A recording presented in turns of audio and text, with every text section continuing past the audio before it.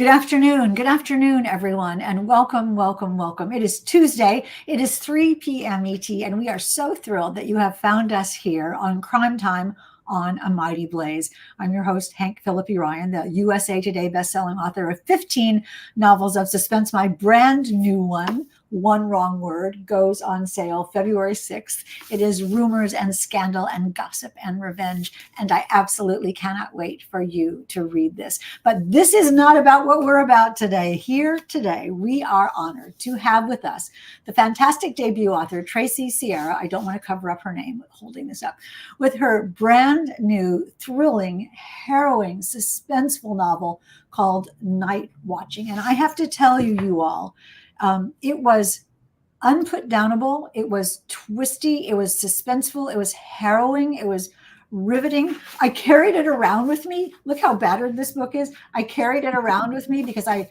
really, when they say you can't put it down, I mean, I couldn't put it down. I mean, I just carried it with me so I could read it wherever I was. And we are giving, well, we're not, Tracy and her publisher are giving away a copy of Night Watching to one lucky commenter. So be sure, please be sure to leave a question or a comment in the chat, so you'll be entered to win this amazing book. Let me, before I get to Tracy, let me read you some of the things that the trade reviews have said. Publishers Weekly starred review says grippingly suspenseful and transportingly eerie. And the Kirkus starred review says tense, emotionally emotionally resonant, fiercely feminist, and viscerally terrifying. Now, I don't often read books that are terrifying, but this was so immersive and so taut and so suspenseful that I'm not really quite sure I've ever read a book that I felt that I just had to read one more page. I couldn't wait to find out what happened. Tracy, welcome. I'm babbling about this book. So fabulous that you are here for your debut. When you read reviews like that, when you open your email and saw that starred review and then yet another starred review, what did you think? I mean, for me, it's an absolute dream come true. I don't think there's really any other way to describe that. Getting published, period. And then to feel like people are connecting with the book. And it's really fantastic feeling. How long did it take to write this? How long were you working on this? Oh, so I was working on it, I would say, off and on for almost 2 years. And that was a lot during COVID lockdown, and I am a parent of small kids, so the part-time school situation. So it was very much a fit it or in around the edges. And we can talk about the specifics of the book in just a second, but it does have this incredibly claustrophobic feel to it in parts of it. Did you think that the pandemic added to that? Absolutely. The book deals with these ideas of home, especially for women a lot, as, I think we all kind of have complex feelings about that. And certainly as a parent of young children during the pandemic, there was no moment where you were alone. And that could be overwhelming and claustrophobic. I think we all went through that. So I definitely think that plays into the novel and is reflected there. Yes, you can feel that in the book. If you're just joining us, we're talking about Night Watching, the fabulous debut by Tracy Sierra. When I look over here, you all, I'm looking at the comments, and I see Robin Stull says, yay, a debut. And Renee Herskowitz says, I've heard incredible comments about Night Watching. And Shannon Hansen says, excited to hear about the book. It is marvelous to see you all here today. It is just great. Now, speaking of the pandemic, let me just tell you, if you are new to Crime Time and A Mighty Blaze, welcome, welcome, welcome. We are so pleased that you are here today. The Mighty Blaze was started at the beginning of the pandemic by the wonderful powerhouse duo of Jenna Blum and Caroline Levitt to keep us doing this, to keep us reading new books and discovering new books and discovering new authors and just staying together as a community. And that is what we have been doing for almost 4 years now, which is quite astonishing. Quickly, before we get to Tracy, this is the part where I talk all the time, forgive me, but I want you to know about Tracy Sierra. Tracy Sierra was born and raised in the Colorado mountains. She is an attorney who currently lives in New England in an antique colonial era home, complete with its own secret room, and you'll be hearing more about that. When not writing, she spends time with her husband and 2 children, and as I said, Night Watching is her debut novel, and it is out February 6th, an auspicious day. Tracy, let's just start by you telling us what this book is about. Sure.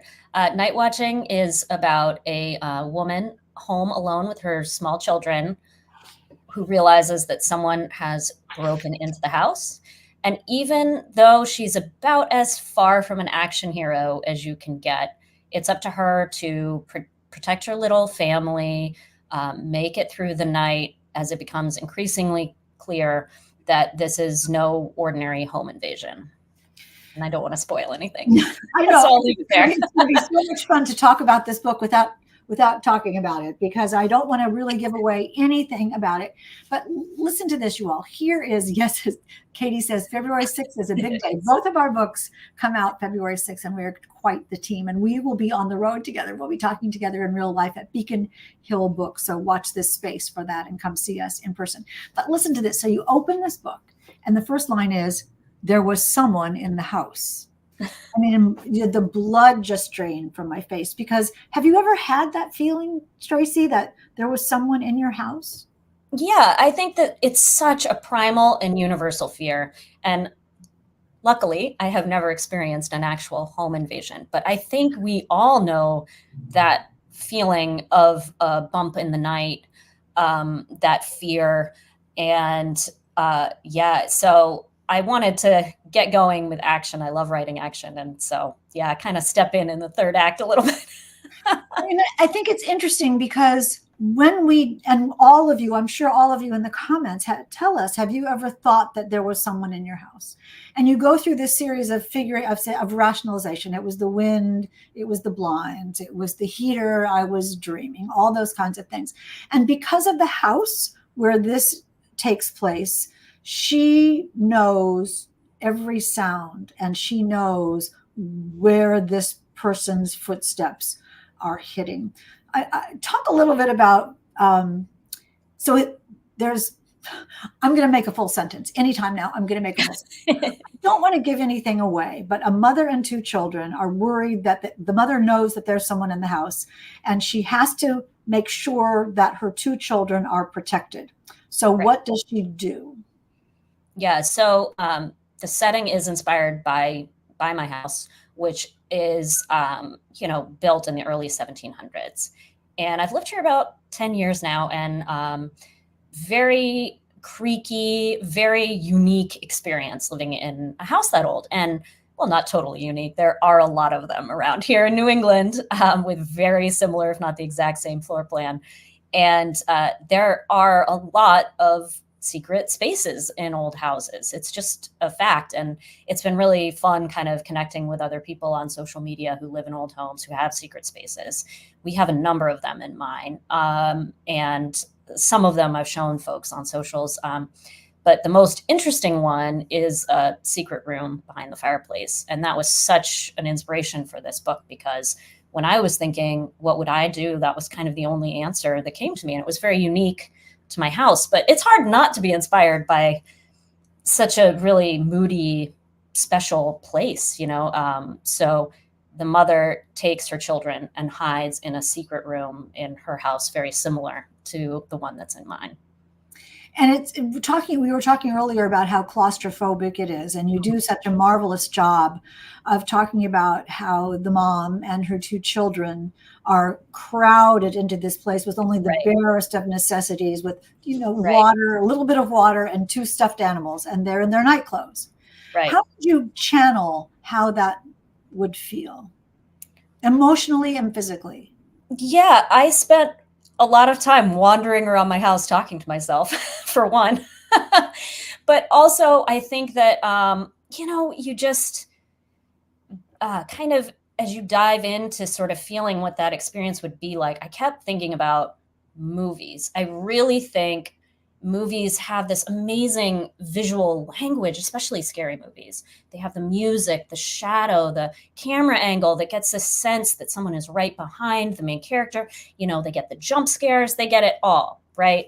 And I am very jealous of that as a writer working on the page. But the advantage that a book has is the interiority, right? If a movie were just to have a constant voiceover, it would be extremely irritating, right? But for a book, you expect the thoughts, the emotional experience to be laid out for you on the page. And so that was what I really tried to tap into, to combine this sort of visuals that you would get in a movie, but also you get that interiority. And that's where the claustrophobia really comes in, because I think with that interiority that's inherent in sort of an emergency situation, that you would be filled with self-doubt, second guessing, any kind of emergency situation.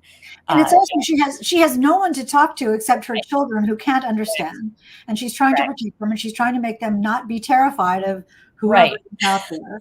And as a Right. result, she has these marvelous, uh, regret-filled, guilt-filled, critical conversations with Mhm. herself about Mhm. what she should do and what she didn't do in the past and how she doesn't know Correct. what she's doing. And but then the mother instinct comes out. So talk a little bit about that mother bear protective instinct that you do so Yes. Yes. I think it's really interesting because I think as women, mothers or not, we have a lot of self-doubt, and we have a self-criticism and a drive toward, frankly, an impossible perfection well. that I really wanted to reflect in a situation like that, where you are the adult, you are the only one that could protect your kids. I think that would be a huge part of the experience. And I wanted to show that while this woman is showing self doubt, she is actually kind of the strong silent type. She does show a lot of resilience, a lot of quick thinking. Um, I am not a three-dimensional thinker, but she certainly is. She's, a patent artist. So for her, everything is Mhm. mapping things out and making decisions kind of based on that way of thinking. So yeah, I think that her mama bear sort of instinct is not physical. She knows she is utterly physically outmatched. So it is a lot more strategic planning, just trying to do the best she can in a horrible situation, and reacting, in a very logical way, but still, like any of us, second guessing, self doubt. I should have done this. What am I going to do next? Which also lets us as the reader join into that conversation with her about what she Right. should do and whether she should leave, and what about the children, and they can't fend for themselves. And the children, I mean, it's layers of vulnerability, because Right. the children are so much more vulnerable than she is, and Hmm. there's such a sense of possibility of sacrifice. And her backstory, which I'm not going to say, but she had a very Yeah. defeat background, risky and full of twists and turns that I'll just let you tell in the book. We're talking about night watching. And she has to take her 4'10" self, or however tall she is. She's small and she's slight, Right. and figure out what to do. And clearly, she thinks there's someone in the house. And the children ask her, who is it? And the way that you describe how she decides what to tell them it is fascinating as well. Can you talk a little bit, I mean, I guess carefully, about why, how she describes him and how the children describe him, and how, what she comes to know about him from her daughter? Yeah, sure. I mean, I think that it's this idea. I think we all have, I guess, a difficult time believing that human monsters really exist. I think we all kind of want to find, and I think this is why so many of us, me included, consume true crime. You want to believe that good things happen to good people, not bad ones. You want to find out, well, X or Y won't happen to me because I won't react that way. You just, it's very hard to understand that chance plays a big role in life. Mm. That there is evil out there, and I think for children, to them, anything kind of bad is monstrous, right?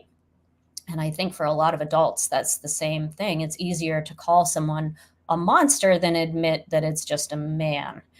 And so for her, she needs to frighten her children enough that they listen, react, understand the gravity of the situation, but not so much that they overreact and kind of, reveal their location or get themselves in even more trouble, which is Because a really fine line. because when they are hiding, they have to be silent, Right. because if there's someone in the house, that person will hear them. And so Right. here's a mom with two little kids who are terrified, and she's terrified, and she's trying to keep them completely quiet. So imagine, you all, the closeness, and how it would smell, and how it would feel, and how it would sound, and how her ears are tuned to every little bit of this house.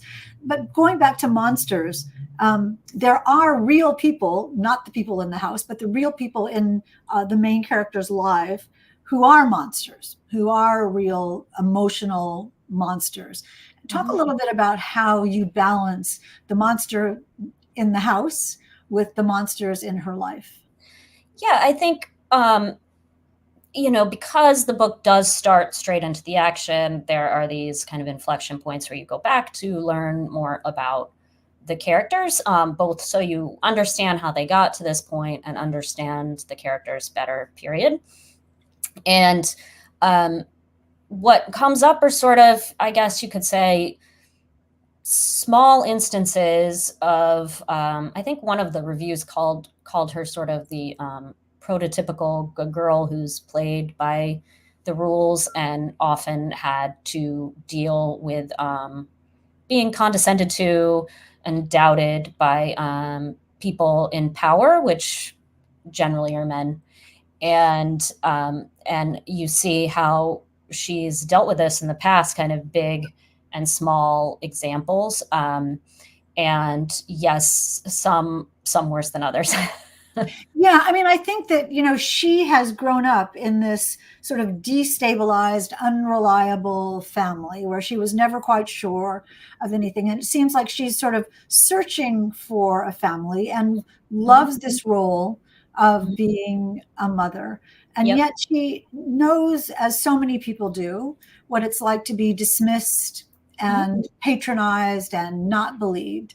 Right. You make her so completely relatable in that way. What was it like to make her be such a real woman? Yeah, it's funny because I have small children and I'm around the same age, and people always say, is this kind of you? I mean, I kind of wish. In a way, I think she is, and I think that's part of the reason that she is realistic, is because I kind of pulled things certainly from my own experience with motherhood, being a woman, but also, looked at women I admire, and kind of brought in things that I admire that I think are unsung traits a lot of times with women. I think women are often just really such amazingly like spatial thinkers and can build things and do things that I'm constantly marveling at. I think very logical a lot of the time, which does not certainly get elevated when you think of women as much. But so many women I know are these very just mathematical 1, 2, 3 thinkers, and especially mothers. I mean, just to handle a calendar alone, life with 2 small children is an ordeal. And yeah, I think it's sort of why I think she's realistic, because these traits are realistic. Another thing that's realistic about night watching, Tracy, you thank in the acknowledgments, you thank your anxiety. Oh, yes. And I do think, I burst out laughing. I mean, I think one of the things that we share also is that as authors and as mothers and as people, with a storytelling brain and with an imagination, we can conjure every possible terrible thing that could possibly happen. I mean, you can just Yes. make up every bad thing. And Mhm. especially if you're a mom, you can think of every incarnation, every possibility. So talk a little bit about how you channeled your own personal anxiety into Yeah. writing this, because it certainly came through. Yes. Also, in those acknowledgments, I say no thanks to a particularly obnoxious contractor who was somewhat physically intimidating and had keys to my house, because that was a very early inspiration for thinking, what if someone did really break in? Yeah. So a lot of anxieties for sure. And it for me, it's like an exorcism or something. To come up with scary ideas and poke at them helps me cope with them. Yeah, ironically enough, for me, I have a hard time reading things where kids are in peril. And yet I had a very easy time writing this book because I knew it was going to happen. Well, So, let me come back to that you knew what was going to happen. And don't let me right. forget you all to ask for that. But you did mention something that I just sort of picked up a second ago, that you said there was something about a contractor who came to the house. Is that where you have this secret room, but Right.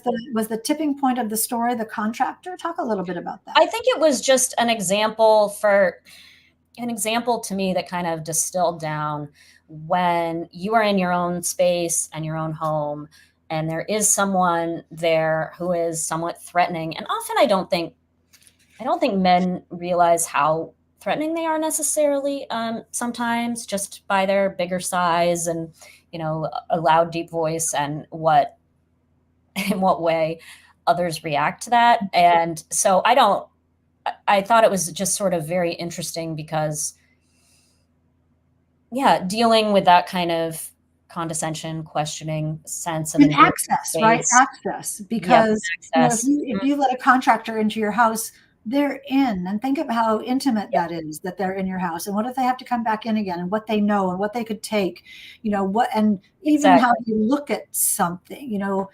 There's a scene that I won't tell in the book where your main character sees something happen that nobody else really notices, Right, and she asks someone, ask anyone you know what it was like to be a little girl right, and feel how people look at you. Is that right. something that you channeled as well, that felt so real? Yes, yes, and I think that, I think people are talking about that a little more. Just the comments you get that you think about as you're older, especially, and you think, well, that wasn't appropriate. I was only X years old when he said that to me.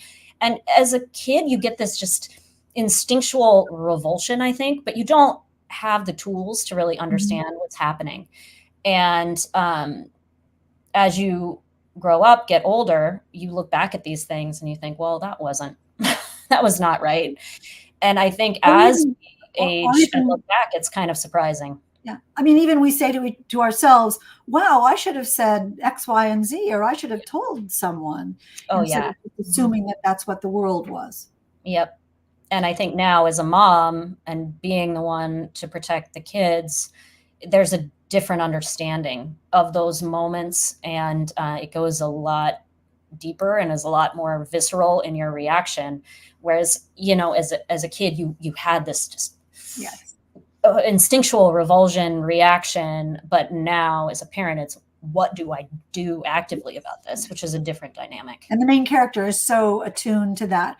One of the things that I think that you did so gorgeously in this novel is there's certainly the story of the mom and the kids hiding Mhm. in the secret room and trying to see what to do about this person who's clearly as creepy as anybody could possibly be. And I'll let you Right. all read to find out.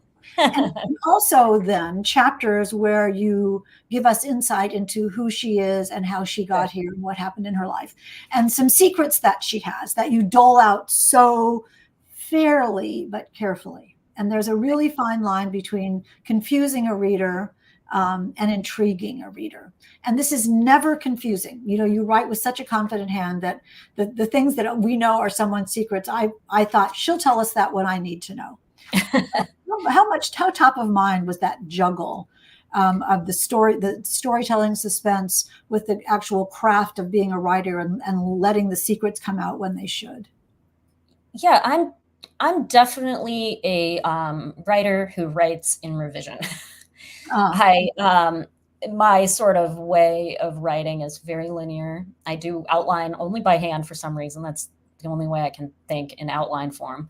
But then I, start at the beginning and move through, but I'm always going back and revising, and I will change ideas if I have better ones for sure. And so I find that if I think of something and then I will immediately go back and kind of revise to incorporate, Yes. that red herring, that hint, oh, that would have been a good spot to foreshadow this or that. So for me, writing is definitely revising, and I'm always going back and inserting things, which it's good to hear. That feels very natural, because for me, it's always going back and kind of combing through to incorporate this or that thing that comes later. I do it exactly the same way. Or Mhm. sometimes you'll see something that you wrote and later you think, oh, that's what that was for. Okay, I can use that. I can use Right. that ingredient. And I wonder if you all have noticed that we're both talking very carefully about the mom and the kids and the police and the husband. We're not without any names. And there are no names Yeah, except for the bad guy. right. Um, what that has to have been a really conscious choice. Was that about role rather than person, or why did you do that? Yeah, I mean, I would say I had 3 reasons, right? The bad guy really doesn't even get a name, he's not Joe. He has kind of a Right, nickname that they nickname. assign him to, kind of that the family kind of attaches to him in order to even discuss what's happening to them. But there were a few reasons. The first is that I really wanted those first chapters to be very immersive and intense and right into the action. And it's a mother and 2 children. So, I started noticing how often I called my kids by their full name instead of diminutives and, terms of endearment. And certainly kids wouldn't be calling their mom, hey Sally or whatever. They wouldn't be doing that in that situation. So those first few chapters, it was very natural to not have names, and the intense way that she's thinking about her children and things in those moments, it was very natural to have more terms of endearment and things in the way she was thinking of them. And then as I kind of progressed through, I thought, I really like this for kind of 2 reasons. The first being that it's a situation that could happen to anybody, and none Mhm. of us want to think it could, right? That you could have some sort of emergency situation like that. And then second of all, I really kind of liked, so in one way it kind of emotionally attaches you to each character. I could be Yes. X, Y, or Z. This could happen to me. But then on the other hand, the main character also becomes, in a way, you know, mother 40 Yes. years old experiences break in, right? Yes. So there is also this emotional distance that, even though you're in her head, I think allows readers to question what's happening. So it was both kind of, and I'm trying to kind of do that dance Yeah. between Yeah. Doing a keeping good job. her close, but also distant enough that you look at her with a critical eye in the way people do in life, right? So, I mean, I have to tell you, and I don't know whether I should even admit this, but when I realized you didn't use names was when I was preparing for this interview. And I thought, your main character, I had this question, your main character, and then I thought, what's her name? right. And I actually went back to the book to see if I could find her name. I say this to tell you that I did not notice that she didn't have a name, and that I went back and I thought, wait, does anybody have a name? And it is so gorgeously done that I didn't notice it. And it's a wild 100% success to make it be relatable and intimate and even more suspenseful, because we are there in that room just so thoroughly, and we are there for the rest of the adventure that she goes on. You were saying, so congratulations on that. What did your editor say about that? Yeah, I mean, they both really liked that. So my UK and US editor worked together a lot, and they worked together on this book, which was, I learned, unusual, but was wonderful. And both of those editors really liked that aspect. It is unusual. I'm definitely not the first, don't get me wrong. It's certainly, as I've learned from early readers, polarizing. I think a lot of people, to emotionally connect, feel they need a name. But at the same time, there's as many people who really love and felt that they emotionally connected without the name. So, or even more, because the person was unnamed. It was me, this sort of reaction. Yeah. And that's been really fun to see. I've really been kind of fascinated by that, because it was kind of the last response I expected, because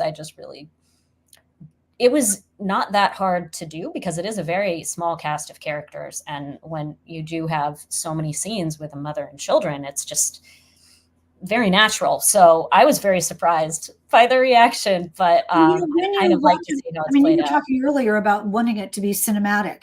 And when you watch a movie, you don't know people's names from the beginning. You see them and you're with them and you're on the journey with them. And at some point you might find out their name. I mean, Diana's saying it almost feels more impactful without the names. Let me just repeat that I didn't notice it.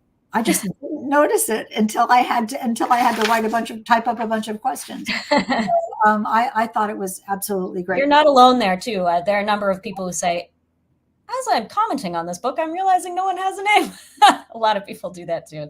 I found it just really interesting, because obviously you put something out into the world, you don't know how people are going to react. And that has been kind of a fun one, because it's definitely all over the board with it. And I just didn't expect that. So it's been really fun to see. Well, you did it because it feels right. And you did it felt natural to this story. I mean, I wouldn't do it for every single thing I write, no way, but it felt very natural to this story, especially the way it opens, small cast, etc. Yeah. And sort of the emotional manipulation I was trying to pull off.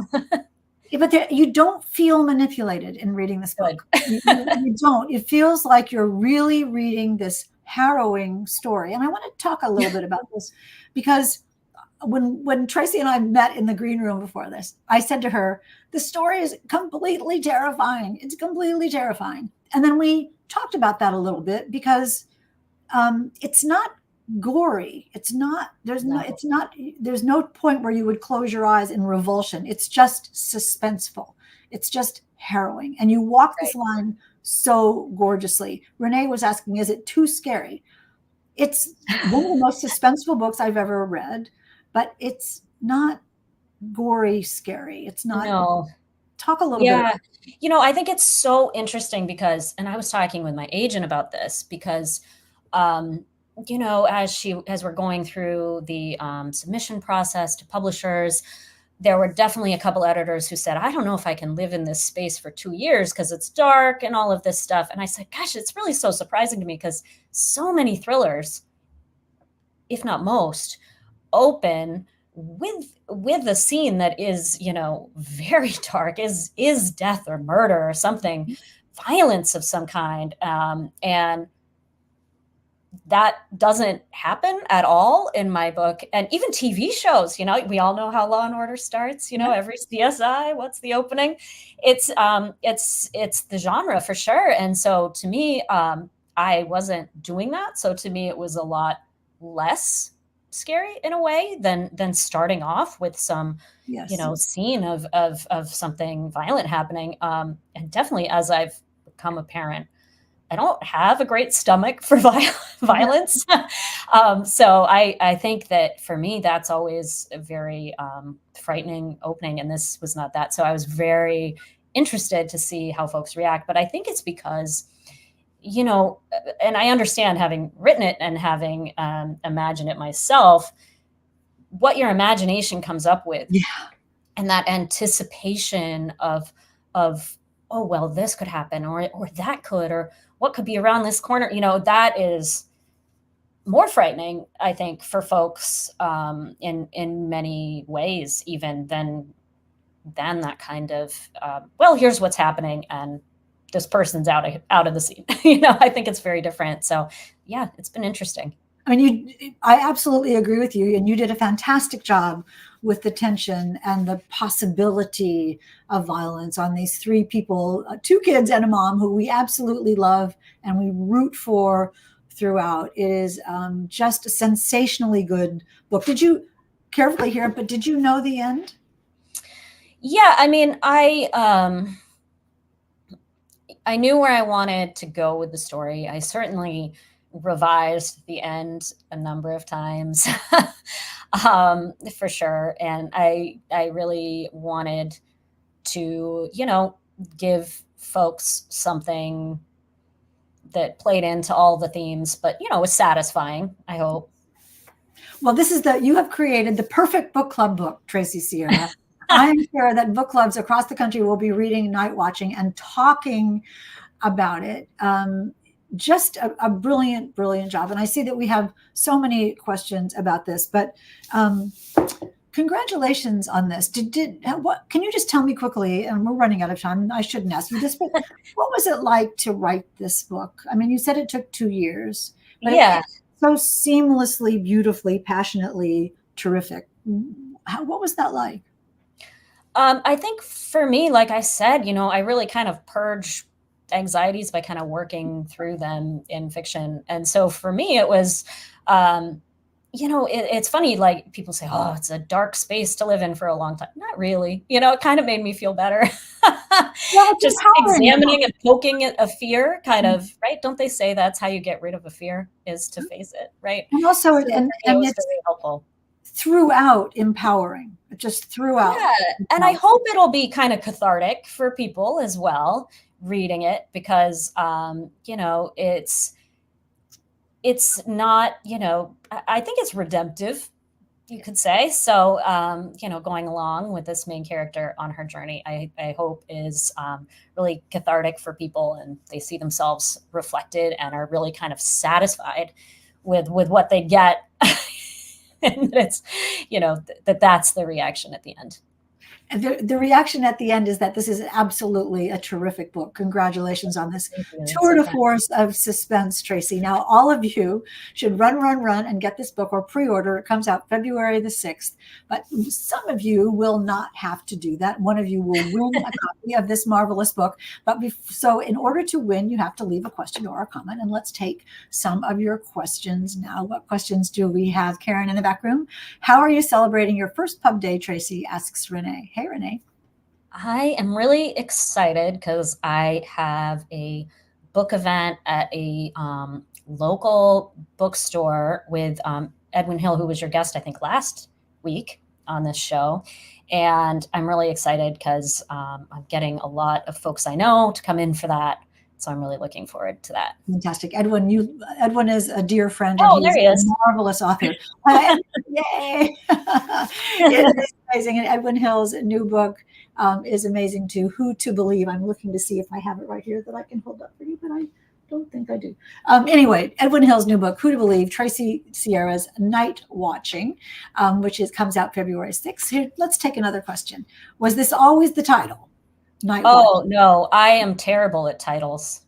Truly. I could write a book easier than I can come up with a title. So that was definitely workshopped. I did finally come up with that one in the end. What was it called initially? It was called, so they nicknamed the villain The Corner, like something lurking in a dark corner. So initially it was called The Corner, which is not a great title. So I'm glad we changed it. But yes, that was definitely updated. I joked it should be called Home Alone. No one thought that was that. Why didn't we think of that? That's great. Yeah. Although they weren't potentially alone. So right. That's home right. Not alone. That's true. That's true. See, still terrible. Terrible. Sharon Bishop says, love Edwin Hill. That's so great. What other questions do we have? Which character changed the most from your first draft, asked Sharon Bishop, to your completion? I think that was probably the husband. I think earliest readers I had basically said that this guy is a big jerk, and I didn't think he was. I had a lot more sympathy for him than my early readers, and so I fleshed him out quite a bit more, just to make him, because he's dealing with his own demons, shall we say, and his own difficult relationships, and I just really wanted to kind of, flesh out what that's like for someone living in a family like his and with the pressures on him, because I have a lot of sympathy for him. So Tracy doles out her secrets, so don't read too much into that, because you'll find out when you need to find out. The husband. Who else has a final question? What type of books do you enjoy? Oh, the hardest question, Renee. This is the hardest. I'm always like, I don't know. What type of books do you enjoy reading, and what are you currently reading? Yeah, I mean, the books I enjoy reading most, I love thrillers, obviously. I love scary stories of all stripes. I really enjoy literary fiction. Yeah, I try to read really widely, basically, and kind of always have. So, yeah. And someone was asking, are you thinking of ever writing a legal thriller since you're a lawyer? In many ways, a lot of Night Watching was inspired by my legal work. I'm a corporate attorney now, but initially I thought I'd go into litigation. I did a lot of work with, temporary restraining orders for domestic violence survivors and things like that. And just seeing the way the system treats women, treats different types of people, different appearing people, was a big part of the inspiration for the book. And, you'll see how those themes play out. Yes, I was going to say, oh, she did that perfectly, but then I thought I can't ask about it. It feels very authentic. Those kinds of interactions feel very authentic in this novel. The whole thing is just so well done. This is great. Let's give away a copy of Night Watching by Tracy Sierra, and we'll see who will be the lucky winner of this truly gripping book. Look at everyone who's here. I love this, seeing you all. Fantastic. And the winner is Sharon Bishop. Wonderful. Sharon is a veteran of Crime Time and a stalwart, and we are always thrilled to see Sharon. Sharon, if you will email me, and then I will email Tracy, and then Tracy will email the producer, and then the publisher, and then you will get your book. Congratulations on that. And the rest of you, you know what to do. Pre-order time. You will not regret reading Night Watching, but clear your calendars, because just like me, you will not be able to put it down. Tracy, congratulations on this. Thank you. And thank you so much for having me. It's really exciting. Oh, I loved it. This is, I can reveal this is Tracy's first live interview for the book. It is. So yes. Massive applause for Tracy. You were out, don't you think? Let's hear for, yes, indeed. Let's hear it for Tracy Sierra and her new novel. Now, don't you move, you all, because in about 15 minutes, we have part 2 of Crime Time today, which is our 4 o'clock author, Mark Wish, has written. I love that cover. It's a great. Isn't cover. that incredible? Yeah. So textural. And this is a book, sort of a noir literary fiction satire mystery thriller. Can you make anything out of that? Where the main character is a literary agent. I don't think I've ever read a book where the main character is a literary agent, especially a noir murder mystery. So stick around for Necessary Deeds in about 15 minutes, and we will talk to Mark Wish to find out where the heck this story idea came from, because it is quite amazing. Meanwhile, Tracy Sierra and Night Watching is out next week, February 6th. We hope you will look for this. See, Robin says, well, you did great, Tracy. I had some expert tutoring here for sure before the show. Thank you. My pleasure. My total pleasure. I'm a massive fan. So all of you, I will see you in 15 minutes for Mark Wish. Let me point you, though, to a couple scheduling things. If you'll just stand by for a second, Tracy.